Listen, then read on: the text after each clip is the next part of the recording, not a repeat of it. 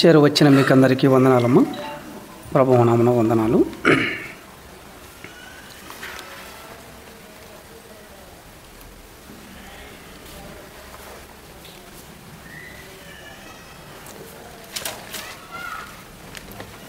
లూకా సువార్త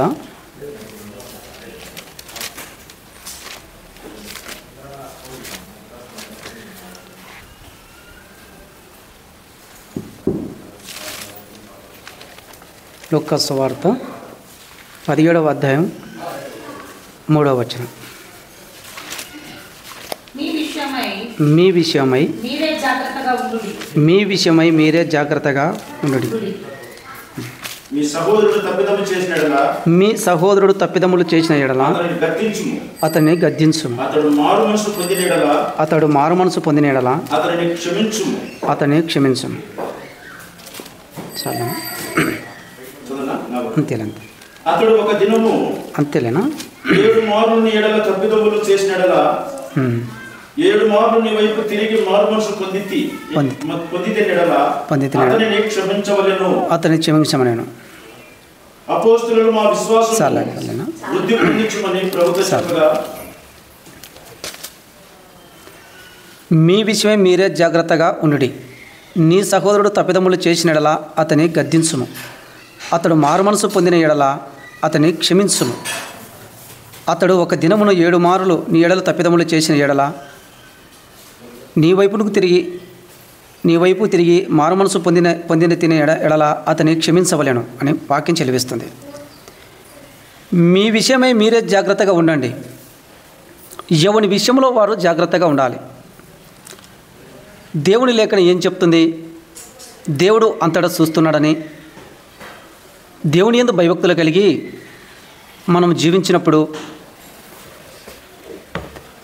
దేవుడు మన వైపు చూస్తూ ఉంటాడు. ఒకవేళ మన విషయంలో ఎవరో ఒకరు ఇంటి పక్కల వల్ల ఇంటి ముందర వల్ల ఏదైనా పొరపాట్లు చేస్తే మనం దేవుని పిల్లలం కదా, క్షమించాలి. క్షమించే గుణం ఎవరి కాడ ఉంటుంది? దేవుని పిల్లలైన మనకు ఆ క్షమాపణ ఉండాలి. దేవుడు క్షమించేవాడు. మన తప్పుదమ్ములు క్షమించి ఆయన మనకు రక్షణ ఆనందమైన జీవితం కలిగించినాడు కదా. మనకు కూడా అటువంటి స్వభావం కలిగే క్షమించే హృదయం కలిగి ఉండాలి కదా. క్షమించే హృదయం లేకపోతే ఎన్ని సంవత్సరాలు భక్తిలో ఎదిగినా ప్రయోజనంగా కనరాదు. ఫలితాలు మనం కళ్ళారా చూడలేము. దేవుడు క్షమిస్తున్నాడు, మనం క్షమించే హృదయం కలిగి ఉండాలి. క్షమించే హృదయములలో కలిగినప్పుడే మనం దేవుని కానించి ఏదైనా పొందగలుగుతాం. ఏదైనా పొందగలగాలి అంటే మనలో క్షమించే మనసు ఉండాలి.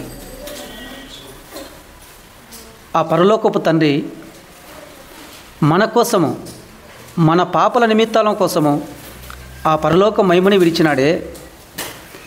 మనం ఎంతో ఘోరమైన పాపంలో పడిపోతున్న మనని క్షమించి మనని హక్కును చేర్చుకొని ఆయన పరిశుద్ధ రక్తంలో మనల్ని కడిగినప్పుడు, ఆయన బోధన మనం వింటున్నప్పుడు మనం కూడా ఇతరులను క్షమించాలి కదా. చాలా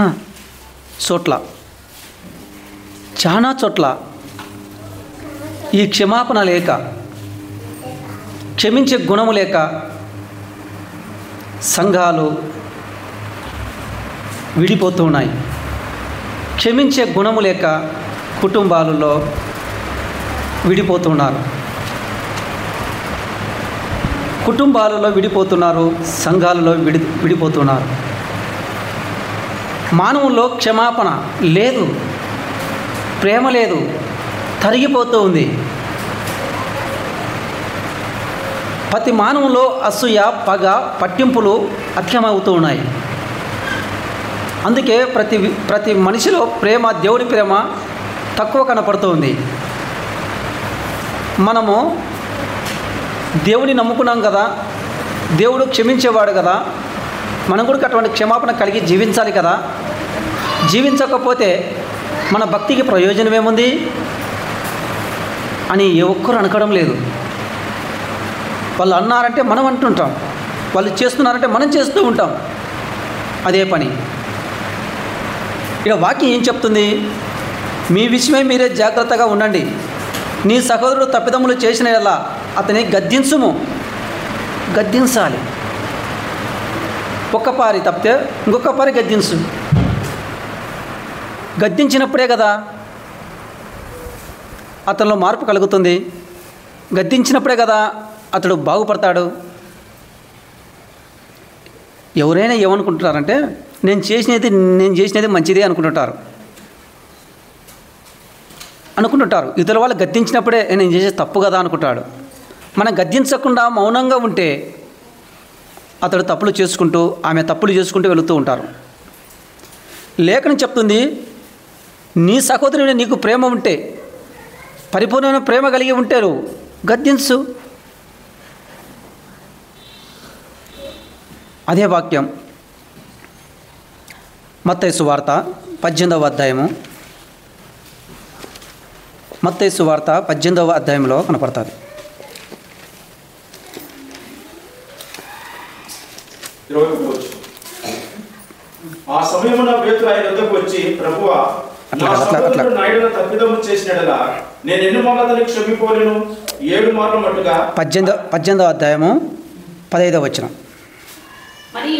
మరియు నీ సహోదరుడు నీ ఎడల తప్పిదములు చేసినడలా నీవు పోయి నీవును అతడు ఒంటరిగా ఉన్నప్పుడు అతనిని గద్దించుము.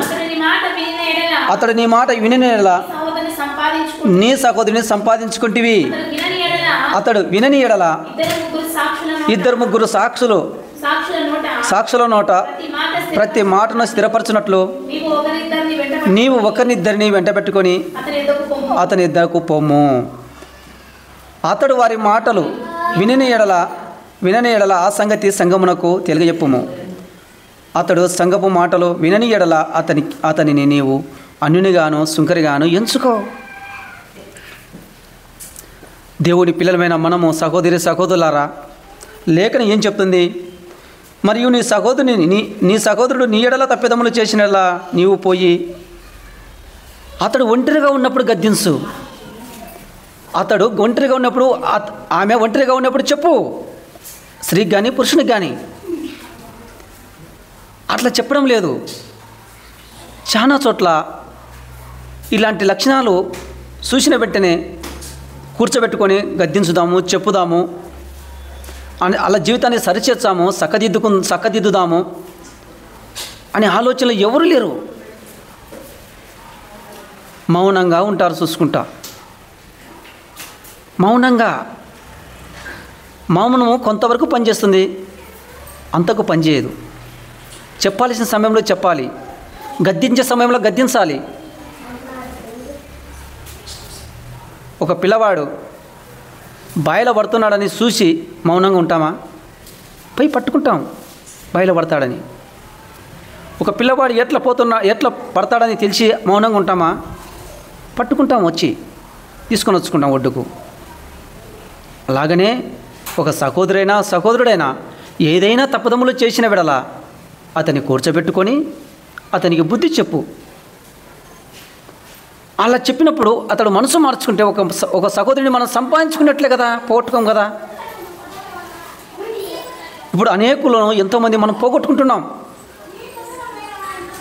ఈ క్షమించే మనసు లేక, ఓర్చుకునే మనసు లేక సంఘాలు పగిలిపోతూ ఉన్నాయి. సంఘాలు దూరం అయిపోతూ ఉన్నాయి.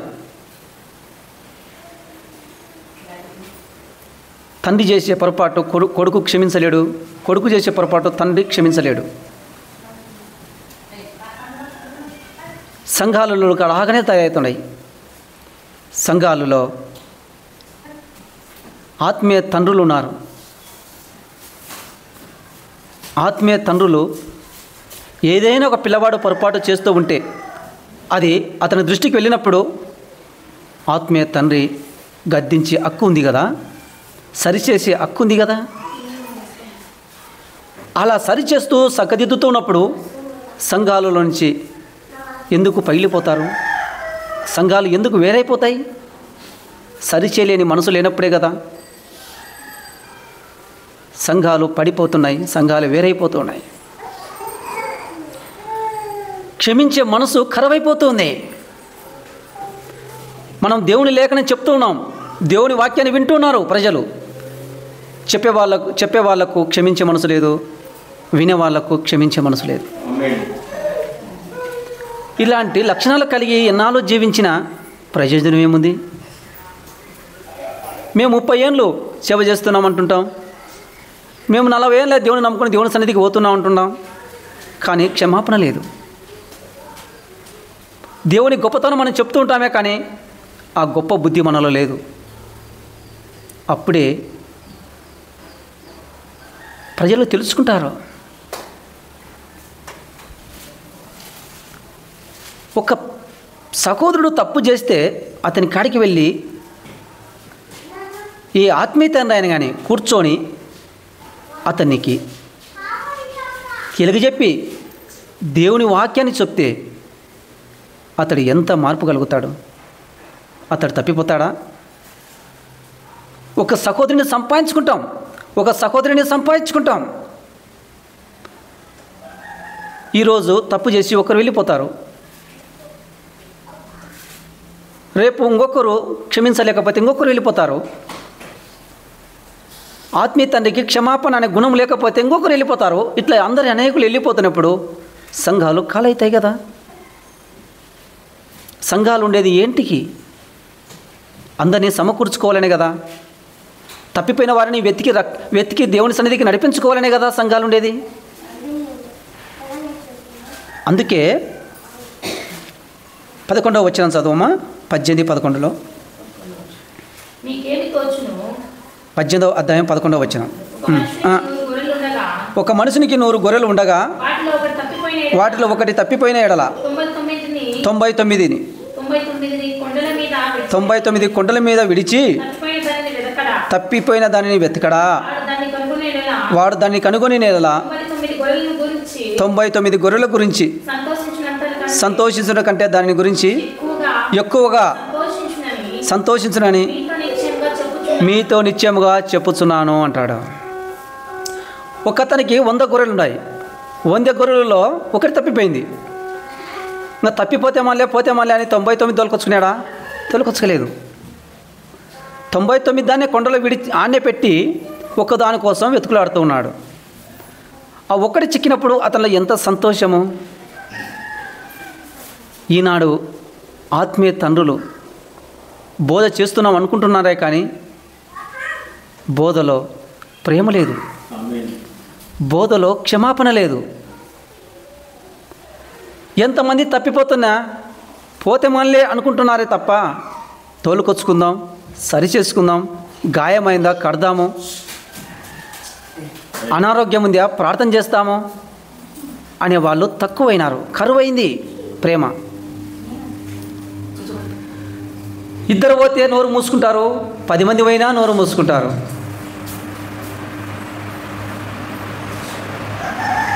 ఎవరైనా ఒక పిల్లవానికి అనారోగ్యం ఉంటే ఆ పిల్లవాని తల్లిదండ్రులు వచ్చి, ఇంతమంది సేవకులు ఉన్నారు కదా, వీళ్ళందరూ ప్రార్థన చేస్తే నా కుమారుడు బాగుపడతాడు, బలము పొందుకుంటాడు, దేవుడు స్వస్థపరుస్తాడనే ఆశతో వచ్చిన ఆ తండ్రి ఎంత నిరాశగా అయిపోయాడు.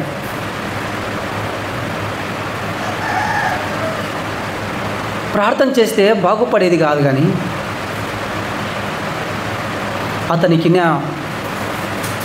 ఆ శోధన వెళ్ళగొట్టలేకపోయారు.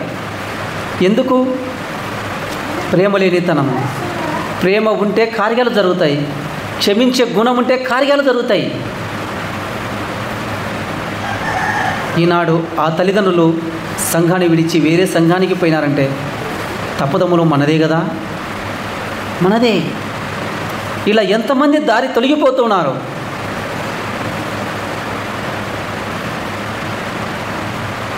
బోధలో భక్తి చేస్తున్నామే, కానీ భక్తిలో శక్తి లేని భక్తిలో కొనసాగుతూ ఉన్నాం. భక్తిలో శక్తి లేదు. ఒక సహోదరుని సంపాదించుకుందని ఒక ఆలోచనలో ఆత్మీయ తండ్రి కలిగి ఉండాలి కదా. ఒక సహోదరులు సంఘాలు విడిచిపోతున్నారంటే మౌనంగా ఉంటే ఏమి ప్రయోజనము? ఒక దిక్కు నష్టమైపోతుందని తెలుసుకొని కూడా మౌనంగా ఉంటే దేవుడు దుఃఖపడడా? దేవునికి ఏం లెక్క చెప్పగలుగుతాం మనం? ఎన్నో సంవత్సరాల నుంచి పరిచయమై, ఎన్నో సంవత్సరాల నుంచి కలిసి తిరిగి అటువంటి వాళ్ళు దూరమైతే ఒక్క మాటైనా పలకరియరా? ప్రేమ ఎక్కడ ఉంది? క్షమించే గుణం ఎక్కడ ఉంది? కరవైపోతూ ఉంది భక్తిలో.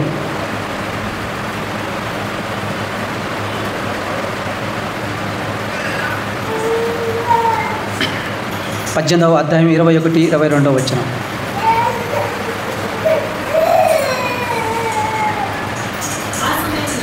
ఆ సమయమున పేతురు ఆయన ఎందుకు వచ్చి, ప్రభువా, నా సహోదరుడు నా ఎడల తప్పిదములు చేసినడలా నేను ఎన్ని మార్లు క్షమించబడతాను? 7 మార్లా? 70 మాటలా? నీ బ్రతికిన నాలో క్షమించు అంటున్నాడు ప్రభు. బ్రతికిన నాలో క్షమించు. అప్పుడే ప్రభు మన పక్కలో ఉంటాడు. ఈ మాట నేను ఎందుకు చెప్తున్నానంటే, నా జీవితంలో గొప్ప కార్యాలు జరిగింది కాబట్టి. సంఘాలకు ఇలా తిరిగి చెప్పుతూ ఉంటే నన్ను ఆటంకపరిచారు.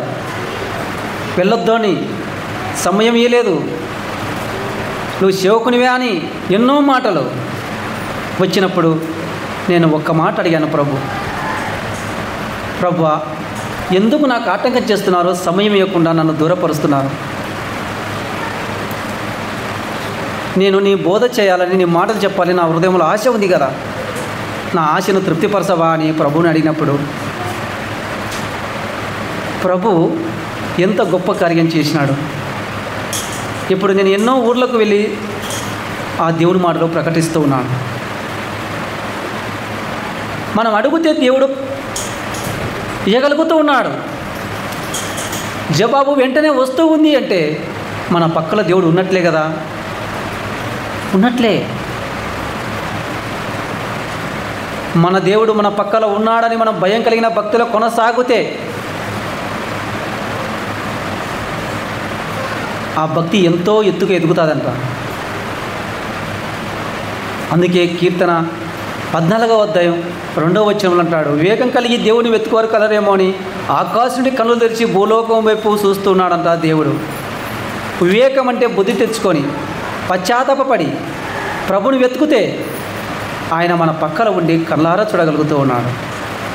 ఏ ఒక్కరిని విడిచిపెట్టేవాడు కాదు దేవుడు. ప్రతి ఒక్కరి మీద ఆయన కనుదృష్టి ఉంది. కానీ ఆయన హృదయాలు చూడగలిగిన యేసు పై రూపాన్ని చూసి ఆనందపడే దేవుడు కాదు, పై రూపాన్ని చూసి సంతోషించేవాడు కాదు. నీ అంతరంగంలో ఎంత క్షమాపణ ఉంది, నీ అంతరంగంలో ఎంత ప్రేమ ఉంది, నీ అంతరంగంలో ఎంత అత్తుకోండిన జీవితం ఉంది,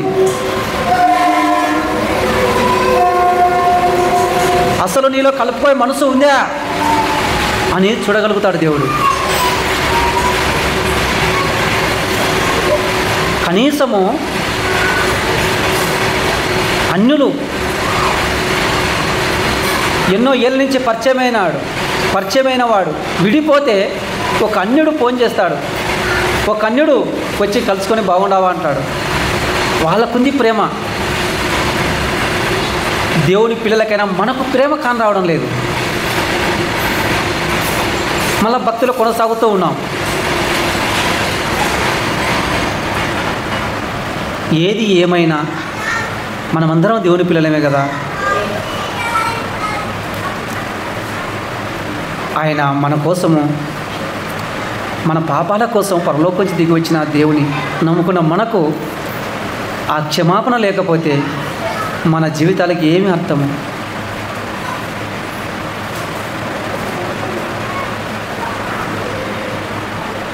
లూకా సువార్త 15వ అధ్యాయము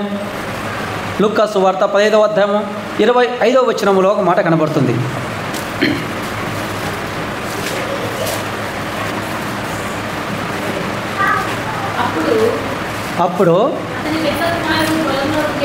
అప్పుడు పెద్ద కుమారుడు పొలంలో ఉండెను.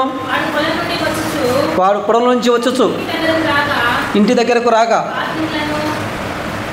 ఏమా వాయిద్యములను నాట్యము జరుగుతూ చూచి దాసుడులో ఒకని పిలిచి ఇవి ఏమిటని అడగగా ఆ దాసుడు అతనితో నీ తమ్ముడు వచ్చి ఉన్నాడు, అతడు తన యొద్దకు సురక్షితంగా వచ్చినందున నీ తండ్రి క్రోవిన పశువును వధించెను. అయితే అతడు కోపపడి లోపలికి వెళ్ళనలేకపోయాను కనుక అతని తండ్రి వెలుపలికి వచ్చి లోపలికి రమ్మని బ్రతిమాలుకొనెను. చూడు, ఇక్కడ ఇతనికి ఇద్దరు కుమారులు ఉన్నారు. ఒక కుమారుడు తప్పిదములు చేసినాడు, చాలా దూరం వెళ్ళాడు, చేరాని పనులు చేసినాడు, నష్టం తెచ్చుకున్నాడు. అతడు వచ్చి తండ్రి పాదాలు పట్టుకున్నాడు. తండ్రి, నా తప్పును క్షమించుము అని ఒప్పుకున్నాడు, హత్తుకున్నాడు. పెద్ద కుమారుడు ఉన్నాడు. ఇతడు దేవుని పని చేస్తూ ఉన్నాడు, పొలం పని చేస్తూ ఉన్నాడు, శ్రద్ధగా చేస్తున్నాడు, యథార్థంగా చేస్తూ ఉన్నాడు, పరిపూర్ణంగా చేస్తూ ఉన్నాడు. ఇతనికి కొద్దిగా కోపం వచ్చింది. వచ్చినప్పుడు తండ్రి బ్రతిమలాడుతూ ఉన్నాడు, రామ్మని పిలుస్తూ ఉన్నాడు. అతడు లోపలికి వెళ్ళలేకపోయాను అని ఉంది. లోపలికి రాలేదని తండ్రి విడిచిపెట్టినాడా? లోపలికి రాలేదని తండ్రి దూరం అయిపోయినాడా? కాలేదే. లోపలున్న తండ్రి బయటికి వచ్చినాడు. బయటికి వచ్చి ఇలా పిలుస్తున్నాడు, రానాయన, ఇన్ని ఏళ్ళ నుంచి నాతో ఉన్నావు కదా, ఇంత యథార్థంగా చేస్తున్నావు కదా, ఇంత పరిపూర్ణంగా నాతో కలిసి ఉన్నావు కదా, ఎందుకు లోపలికి వెళ్ళనలేకపోతున్నావు? లోపలికి రా అని తండ్రి అడుగుతూ ఉన్నాడు. తండ్రి పోతే మళ్ళీ అనుకున్నాడా? వీడి కాకపోతే ఇంకొకటి వచ్చాడని అనుకున్నాడా? కాదే. తండ్రే లేచినాడు, ఇంట్లోంచి బయటికి వచ్చినాడు, పని కల్పించుకున్నాడు. ఇతడు వెళ్ళిపోతాడనే ఒక తపన పడింది తండ్రికి. ఇతను ఎట్నోట ఇంట్లోకి పిలుచుకోవాలి అని ఒక తపన తండ్రిలో కలిగిపోతుంది. తండ్రికి ఎంత ప్రేమ, తప్పిపోతున్నాడని తండ్రికి ఎంత ప్రేమ, హక్కును చేర్చుకునే ప్రేమ, దగ్గర ఉంచుకునే ప్రేమ. త్రోసివేయలేదయ్యా, తండ్రి ప్రేమ చూపిస్తున్నాడు. ఇటువంటి ప్రేమ మనలో ఉందా? పోతే పోనీలేనే వాళ్ళే తప్ప రానే వాళ్ళు, సరిచేసేవాళ్ళు, చక్కదిద్దేవాళ్ళు, కలిపే మనసు లేదు ఎవరికి. ఈనాడు సమాజం అలా తయారవుతుంది. దేవుని సంఘాలలోకి ఇలాగనే తయారవుతున్నాయి. అందుకే సంఘాలు వేరైపోతూ ఉన్నాయి. సంఘాలలో సమస్యలు వస్తూ ఉన్నాయి. ఏ సంఘంలో చూసినా సమాధానం లేదు, సంతోషం లేదు, పరిపూర్ణతో దేవుని ఆరాధించే మనసు తక్కువైతుంది. నా అనే మనసు నాలో ఎప్పుడైతే పట్టుకున్నదో, నా అనే మనసు ఎవరిలో పట్టుకుంటే వాళ్ళకు క్షమాపణ ఉండదు, ప్రేమించే గుణం ఉండదు. నా అని తీసేసుకున్నప్పుడే, మనది అన్నప్పుడే ప్రేమ కలుగుతుంది. మనందరం కలిసి చేసుకున్నాం కదా అనే ప్రేమ కలిగి ఉన్న భాగ్యం కలుగుతుంది. మనది అన్నప్పుడే ప్రేమ కలుగుతుంది తప్ప నాది అన్నప్పుడు ప్రేమ ఉండదు. నా అనే వజ్రం అంచుతుంది మనిషిని, మనది అన్నప్పుడు మనిషిని కలుపుతూ ఉంది. పెద్ద కుమారుడు బయటికి వెళుతూ ఉంటే తండ్రి లేచి, లోపల తండ్రి బయటికి వచ్చి రమ్మని పిలుస్తూ ఉన్నాడు. ఎంత ప్రేమ తండ్రికి! అది తండ్రి లక్షణము. తండ్రి కలిగిన లక్షణం అది కదా.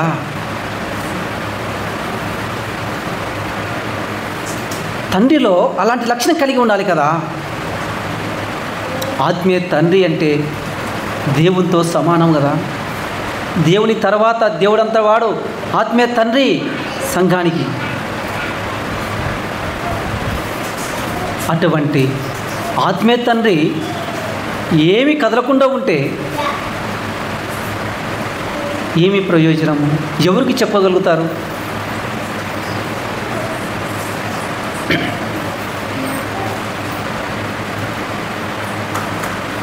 రెండో పేతురు పత్రిక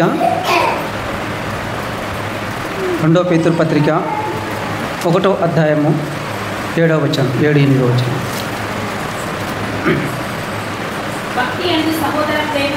భక్తి యందు సహోదరుడు ప్రేమయు, చూడు, భక్తి యందు సహోదరుడు ప్రేమ ఎక్కడ ఉంది? భక్తిలో ప్రేమ కరవైతుంది. అమర్చుకోండి. క్షమించే మనసు లేదు, ఓర్చుకునే మనసు లేదు, సరి చేసుకునే జీవితం లేదు.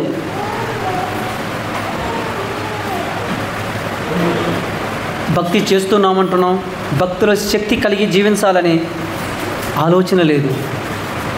శక్తి లేని భక్తులు, భక్తి లేని శక్తి, సారం లేదు. అటువంటి వాళ్ళకు సహోదరుడి ప్రేమ ఎక్కడి నుంచి వస్తుంది? సహోదరులను కలుపుదామనే ఆలోచన ఎక్కడి నుంచి వస్తుంది? భక్తిలో శక్తి కలిగి, ఆ శక్తి వల్ల, దేవుని వల్ల నుంచి ఏదైనా మనం సంపాదించుకుంటుంటే, కొన్ని కార్యాలు జరుగుతూ ఉంటే, అప్పుడు తగ్గింపు జీవితము, ఓర్చుకునే గుణము, క్షమించే గుణము కలుగుతూ ఉంటుంది కదా. మనం కార్యాలు చూడలేము, దేవుని కార్యాలు. ఇతరులను ప్రేమించలేము, క్షమించలేము. ఇక ఎప్పుడు మనం ముందుకు సాగిపోయేది?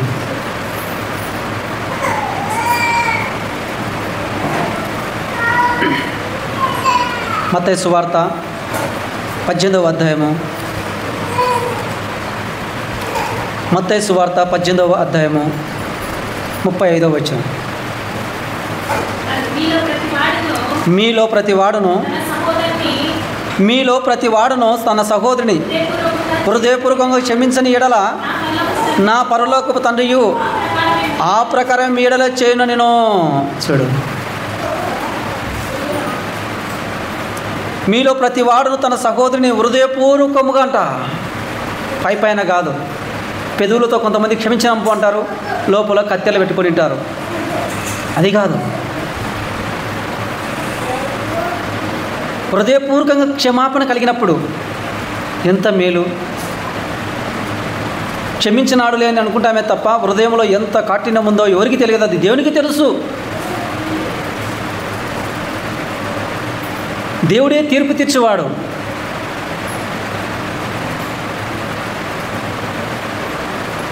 మనము మీలో ప్రతి వాడును తన సహోదరుని హృదయపూర్వకంగా క్షమింపని ఎడల నా పరలోకపు తండ్రియు ఆ ప్రకారమే మీ ఎడల చేయును. చూడు, పరలోకపు తండ్రి ఎంత చూస్తున్నాడో మన వైపు. ఇన్ని లేఖనాలు మనం చదువుతూ ఉన్నాం, ఇన్ని బోధలు మనం వింటున్నాం, ఇన్ని బోధలు మనం చేస్తూ ఉన్నాం. మనలో క్షమాపణ కరవైపోతూ ఉంది. అసలు మనలో క్షమాపణ ఉంటే, పరిపూర్ణమైన ప్రేమ ఉంటే, సంఘాలలో ఏ గొడవ పుట్టదయ్యా. సంఘాలలో ఏ సమస్యలు రావు. ప్రేమ కరువైనప్పుడే, క్షమించే గుణము కరువైనప్పుడే అన్ని సమస్యలు పుట్టుకు వస్తూ ఉంటాయి. నిజమైన భక్తి మనం చేయగలుగుతున్నప్పుడు క్షమాపణ మనలో ఉండాలి. నిజమైన భక్తులు మనం కొనసాగుతున్నప్పుడు పరిపూర్ణమైన ప్రేమ కలిగి ఉండాలి. అలా ఉన్నప్పుడు సంఘంలో ఏ సమస్యలు వస్తాయి? ప్రేమ కప్పుతుంది అన్ని దోషాలను కప్పును అని ఉంది.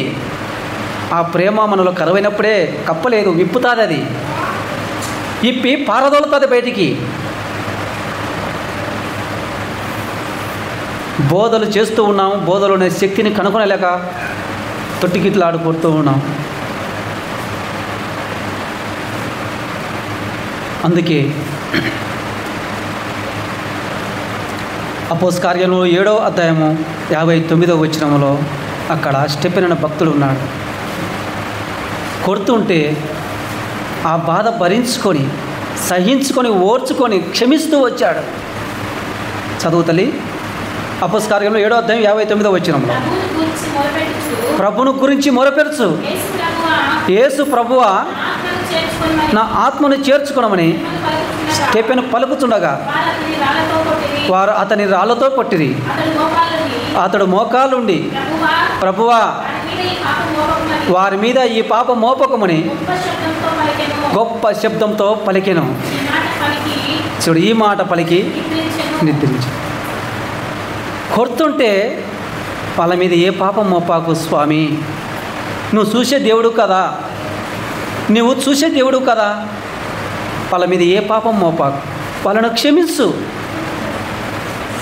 ఎంత క్షమించే గుణం ఉందో చూడు, ఎంత క్షమించే గుణం ఉందో అతనికి. అది పరిపూర్ణమైన భక్తి కదా. భక్తులున్న సారము తెలుసుకున్నవాడు, దేవునితో కలిసి తిరిగినవాడు, దేవుని కానించి ఎన్నో జవాబులు పొందుకున్నవాడు స్టెఫెన్. అందుకే ఆయనకు అంత కరుణ. సహోదరులను క్షమించు స్వామి, కొడితే మానలే, తిరితే మానలే అని మనలో క్షమాపణ కలిగి ఉంటే ఎవరు దూరమవుతారు? దూరమైన వాళ్ళు కూడా దగ్గరకు వస్తారు. ఆ క్షమాపణ సంఘాలలో కానీ కుటుంబాలలో కానీ కరువైనప్పుడే అన్ని గొడవలు వస్తూ ఉంటాయి. దేవుని పిల్లలమైన మనము ముందు మనలో ప్రేమ కలిగి ఉండాలి, ఆ తర్వాత క్షమించే గుణము కలిగి ఉండాలి. ఈ రెండు మనలో ఉంటే మన జీవితంలో ఏ సమస్యలు రావు. ఇవి లేనప్పుడే శోధకుడు పని చేస్తూ ఉంటాడు. లేని పని అనుమానాలు, లేని పని వికట్లు అన్నీ సమకూరుస్తూ ఉంటాడు. ప్రేమ లేని చోట వాడు దాగి ఉంటాడు, కలకం లేపుతూ ఉంటాడు, అందరిలో కోపం పుట్టిస్తూ ఉంటాడు. అందుకే విభేదాలు, అందుకే సమస్యలు. ఇవి తెలుసుకున్న ఓ ఆత్మీయ తండ్రులారా, మీరు ఎందుకో మళ్ళీ మౌనంగా ఉన్నారో మాకు తెలియదు, కానీ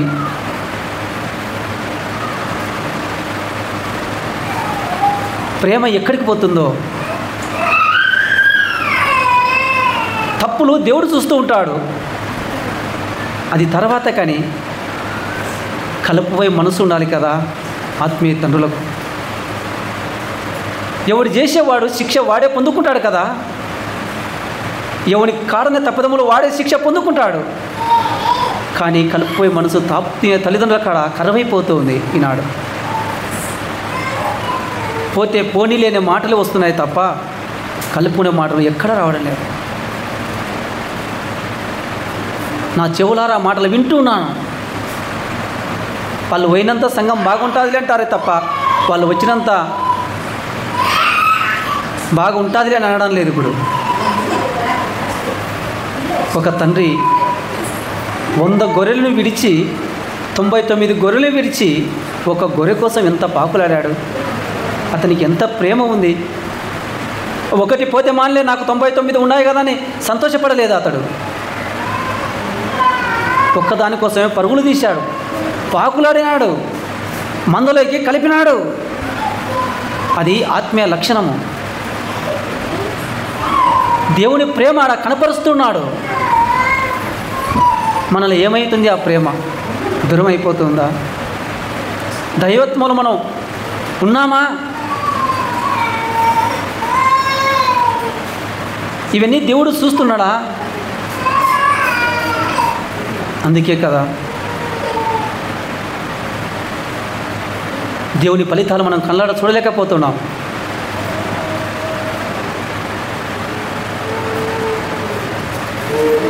కళ్ళార చూసిన స్టెఫెన్ ఏమంటున్నాడు? అయ్యా, ఇన్ని శ్రమలు నన్ను పెట్టారు, వాళ్ళ ద్వారా ఇన్ని బాధలు పొందినాను, అయినా వాళ్ళను క్షమించు, వాళ్ళను క్షమించు. ఇది పరిపూర్ణమైన భక్తి కనపరుస్తుంది ఆయన జీవితంలో. అటువంటి పరిపూర్ణమైన భక్తి మనలో ఉంటే ఎందుకు సమస్యలు సృష్టిస్తున్నారు? ఎందుకు సమస్యలు పెరుగుతున్నాయి? తరగడం లేదు, పెరుగుతూ ఉన్నాయి. మన భక్తి సమస్యను అంచుతూ ఉంటుంది, పెంచదు.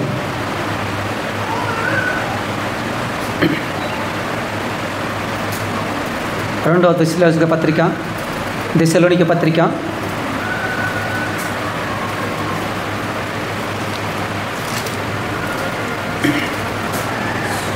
రెండవ దశలోనిక పత్రిక 3వ అధ్యాయము 17వ వచనం.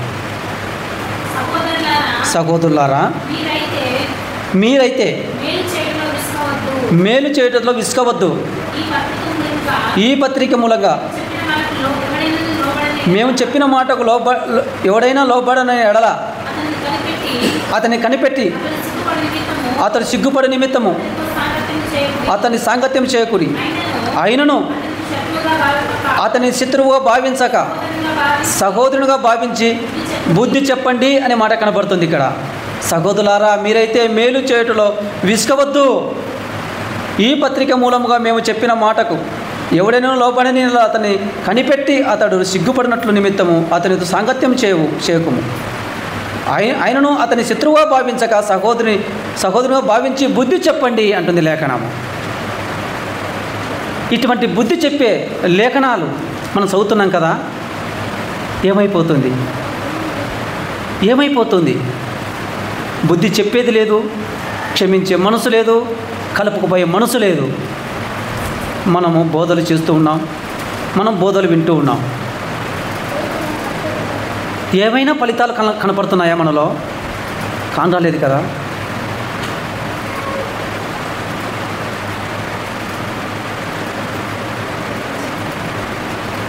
మేము చెప్పిన మాటకు ఎవడైనా లోబడితే, లోబడే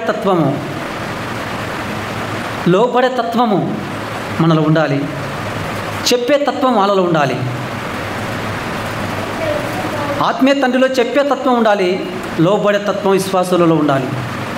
అప్పుడే భక్తిలో ఎదుగుతాము, దేవుని ప్రయోజనాలు మనం చూడగలుగుతాం.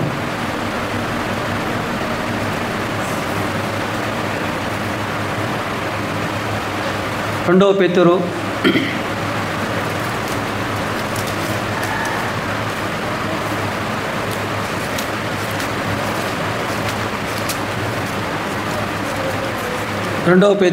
1వ అధ్యాయము 5వ వచనం నుంచి చదువు. 11 వచనాలు.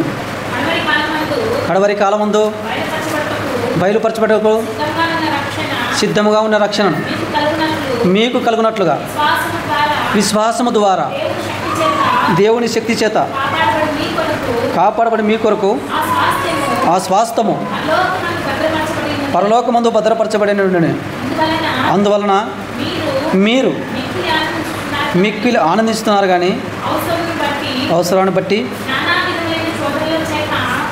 2 పేతురు 1:5 నుంచి 11 వరకు.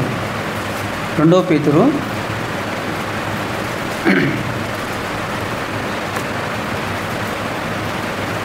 1వ అధ్యాయము 5వ వచనం నుంచి 11వ వచనాల వరకు చదువును. ఆ హేతువు చేతనే మీ మట్టుకు మీరు పూర్ణ జాగ్రత్త గలవారై మీ విశ్వాసమునందు సద్గుణమునందు జ్ఞానమునందు ఆశానిగ్రహమునందు సహనమునందు భక్తి యందు సహోదరి ప్రేమ యందు దయను అమర్చుకొనండి. ఇవి మీకు కలిగి విస్తరించిన ఎడలా అవి మన ప్రభు అయిన యేసుక్రీస్తు గురించిన అనుభవ జ్ఞానములో మిమ్మల్ని సోములను నిష్వజనలు కాకుండానట్లు చేయును. చదువుమా. ఇవి ఎవనికి లేవో వాడు తన పూర్ణ పాపమునకు శుద్ధి కలిగిన సంగతి మరచి పోయి గుడ్డివాడును దూరదృష్టి లేని వాడగును. అందువలన సహోదరులారా, మీ పిలుపును ఏర్పాటును చేసుకునేటకు మీరు జాగ్రత్త పడండి. చదువు. మీరిట్టే కీలు చేయవారై ఎప్పుడునూ తొట్టిలరు. అలాగున మన ప్రభు అయిన రక్షకుడైన యేసుక్రీస్తు యొక్క నిత్య రాజ్యంలో ప్రవేశం మీకు సమృద్ధిగా అనుగ్రహించును అని ఉంది. చూడు, నిత్య రాజ్యము కావాలంటే ఇవి కలిగి జీవించాలి కదా. చెప్పేవానికి ఇవి లేకపోతే, వినవాళ్ళకు ఇవి లేకపోతే నిత్య రాజ్యం ఎలాగొస్తుంది? చెప్పి మనం మర్చిపోతున్నాం, విని వాళ్ళు మర్చిపోతూ ఉన్నారు. నిత్య రాజ్యం ఊరికి రాదు, పాటించాలి కదా. పాటించాలంటే మనలో భక్తిలో సారము కలిగి జీవించాలి. అప్పుడే మనము ఆ భక్తిలోకి కొనసాగుతాము. 1 ప్రేమ కలిగి ఉండాలి, 2 క్షమించే గుణం కలిగి ఉండాలి. అప్పుడే ప్రభు మన వైపు చూడగలుగుతారు. ఈ 2 గుణాలు మనలో లేకపోతే భక్తిలో కొనసాగలేము. కొనసాగినా ఫలితాలు చూడలేము. నిష్ప్రయోజనం అది జీవితం. హృదయంలో నెమ్మది ఉండదు, సమాధానం ఉండదు, ప్రార్థన తెచ్చే జవాబు రావు. దేవుడు మన వైపు చూస్తున్నాడు కాబట్టే అందుకే అంటాడు కీర్తన 4వ అధ్యాయం 1వ వచనంలో, నా నీతికి ఆధారముకు దేవా, నేను మొరపెట్టప్పుడు నా మనవి ఆలకించుము. ఇరుకులో నాకు విశాలత కలుగజేవాడవు నీవే, నన్ను కరుణించి నా ప్రార్థన అంగీకరించుము అంటాడు భక్తుడు. నీతిని యథార్థతను కనిపెట్టేవాడు ఆయన్నే. నీలో ఎంత క్షమించే గుణముందో కనిపెట్టేవాడు, ఎంత క్షమించే గుణముందో కనిపెట్టేవాడు. అందుకే అప్పుడు ఆనాడు భక్తులు ప్రార్థన చేస్తే ఫలితాలు పొందుకున్నారు. ఈనాడు భక్తులు ప్రార్థన చేస్తే ఫలితాలు లేక అల్లాడుతూ ఉన్నారు.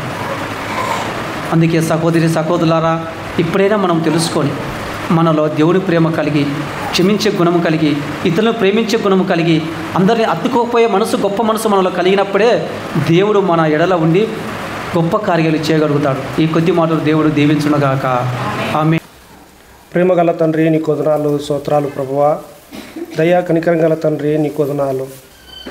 తండ్రి నైనా ఆరాధనలను తోడుగుండి తండ్రి మీరు జరిగించిన విధాన్ని బట్టి స్తోత్రాలు. తదుపరి నేను వాక్య పరిచర్యలో మీ దాసుని ద్వారా మాట్లాడిన మాటలకై స్తోత్రాలు. తండ్రి ఈ సంఘం మీరు దీవించి కనకరించండి ప్రభువా. చేరు వచ్చిన ప్రతి ఒక్కరిని కనకరించండి. వారి వారి అవసరతలు ఏముండాయో, వారి కొరతలు ఏముండాయో, వారి బాధలు ఏముండాయో హృదయంలో ఎరిగిన దేవా నీకు స్తోత్రాలు. చేరు వచ్చిన ప్రతి ఒక్కరిని కనకరించి బలపరిచి మీ రాకకు ఆయత్తపరచమని తండ్రి, ప్రతి కుటుంబాన్ని కనకరించి బలపరచమని, మీరే తోడుగా నడిపించమని బలపరచమని యేసుక్రీస్తును మనం ప్రార్థిస్తున్నాం తండ్రి. ఆమేన్. మన తండ్రి అయిన దేవుని ప్రేమ, యేసుక్రీస్తు కృప, పరిశుద్ధాత్మ అనున్య సహవాసం ఇప్పుడు ఎల్లప్పుడూ సదాకాలం మనకు తోడై ఉండుగాక. ఆమేన్.